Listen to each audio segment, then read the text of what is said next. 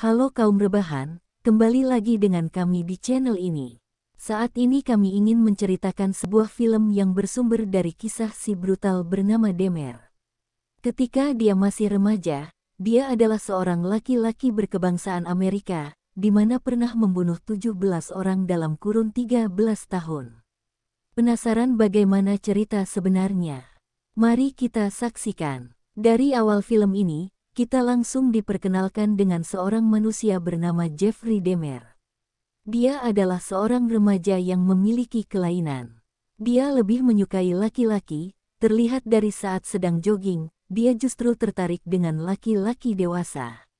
Demer terus memperhatikan pria itu sampai ditegur Pak supir bus agar kembali ke tempat duduknya. Di suatu sore, Demer membawa bangkai yang dia temukan di pinggir jalan.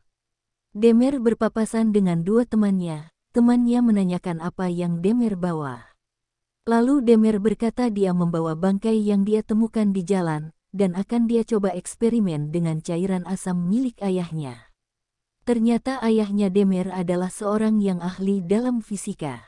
Karena penasaran dengan tingkah laku Demer, kedua teman Demer pun mengikuti Demer ke rumahnya. Sampailah mereka di suatu tempat. Yang diketahui tempat itu adalah laboratorium milik ayahnya Demer. Laboratorium tersebut sudah lama tidak terpakai terlihat dari banyaknya bangkai yang Demer coba untuk melarutkan mereka ke air asam tersebut. Demer pun menjelaskan alasannya melakukan itu, karena Demer sangat suka melihat isi perut dan tulang belang dari bangkai yang dia bawa. Teman Demer bengong dan ketakutan melihat Demer, mereka pun bergegas pergi. Di malam hari, terlihat Demer sedang asik makan malam dengan keluarganya. Ayahnya Demer bernama Lionel sementara adiknya bernama Dev. Lionel menegur Demer agar jangan terus berasa di lab, lebih baik Demer berinteraksi dengan memiliki banyak teman dan lebih bergaul dari sekarang. Demer hanya diam saja ditegur ayahnya seperti itu. Keesokan harinya, si sekolah Demer ternyata anak yang pendiam dan tidak suka bergaul. Dia suka dibuli teman-temannya. Namun dia hanya diam tidak melawan. Ketika pelajaran biologi guru Demer melihat Demer lebih suka menyendiri. Beliau pun menyuruh anak yang bernama John agar pindah duduknya dekat Demer. Seperti biasa sepulang sekolah Demer membawa bangkai yang dia temukan di jalan. Dibawalah bangkai itu ke tempat lab ayahnya untuk dilarutkan. Mungkin itulah yang menjadi keasikan Demer. Dia lebih suka begitu daripada bergaul dengan teman. Di malam harinya, Demer dan Dev melihat orang tuanya bertengkar. Ayah Demer marah karena ibu Demer suka pulang malam tanpa alasan yang jelas. Keesokan harinya ayah Demer pulang kerja dengan pikiran capek, dia menanyakan ke Dev di mana si Demer. Dev berkata mungkin Demer sedang berada di lab. Ayah Demer naik pitam datang ke lab itu, membuang tong sampah berisi bangkai dan tulang yang dilarutkan Demer. Ayahnya Demer sudah berpikir macam-macam takutnya Demer menjadi seorang yang aneh bahkan psikopat. Daripada Demernya terus begini lebih baik ayah Demer menghancurkan lab ini. Kagetlah Demer saat pulang sekolah, melihat laboratorium kesayangannya sudah hancur, dia sangat kecewa dan sedih.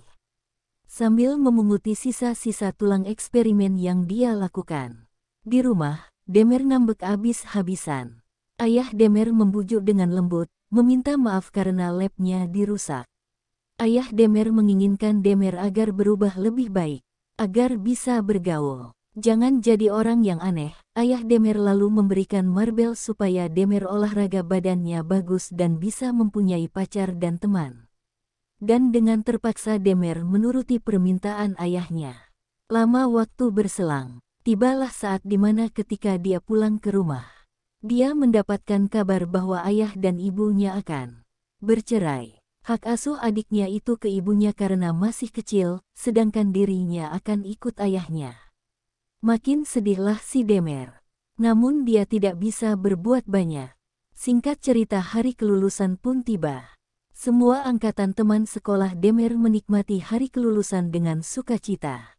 Namun berbeda dengan Demer. Demer di hatinya merasa sedih karena semua temannya orang tuanya datang sedangkan dia orang tuanya sudah bercerai. Tidak ada yang menyambut Demer bahkan dia pun pulang dengan berjalan kaki. Sampailah dia di rumah dan menyaksikan ibu serta adiknya bersiap untuk pergi dari rumah itu. Tidak ada sepatah kata pun yang Demer ucapkan, karena Demer sebenarnya merasa sangat sedih harus berpisah dengan ibu dan adiknya. Lalu di saat yang lain terlihat John yang sedang dimintai tolong ibunya membelikan ayam untuk makan malam. Ketika John keluar, John bertemu dengan Demer yang berjalan lesu. Karena kasihan John mengajak Demer masuk ke rumahnya untuk mampir dan John nantinya akan mengantar Demer pulang. Saat tiba di rumah Demer, John bertanya kenapa rumah Demer sepi. Demer pun menjawab seadanya sepi karena orang tuanya sudah bercerai. John mendengarkan dengan baik, namun di saat Demer mengajak mabuk-mabukan, John agak menghindar dan meminta pulang dengan alasan ayam yang dia beli mau dimasak ibunya untuk makan malam. Entah apa sebabnya, mungkin Demer di sini udah konslet otaknya karena banyak tekanan, dia ingin membunuh John dengan tongkat baseball. Namun tidak jadi. Keesokan harinya Demer mengendarai mobil dan berjalan-jalan santai untuk melepas penat. Namun di tengah jalan dia melihat ada cowok hendak meminta tumpangan.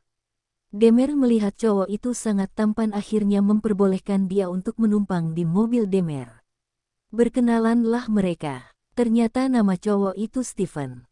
Demer sangat suka dengan Stephen.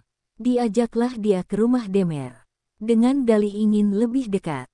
Saat itu adalah tanggal 18 Juni tahun 1978. Sejak Stephen diajak Demer ke rumahnya, Stephen sudah tidak terlihat lagi. Kembali ke masa 13 tahun kemudian, Jeffrey Demer ditahan dengan kasus yang menggemparkan negara. Dia telah membunuh 17 laki-laki dengan sangat keji. Dia dikenal orang yang paling keji. Namun saat ditahan, dikabarkan Jeffrey Demer meninggal dibunuh teman satu sel tahanan. Begitulah kisah dari film ini. Ini adalah film yang bersumber dari kisah nyata. Hal yang dapat kita ambil dalam kisah ini adalah berusahalah bersikap normal, waras, dan berpegang teguh kepada iman dan agama keyakinan kita.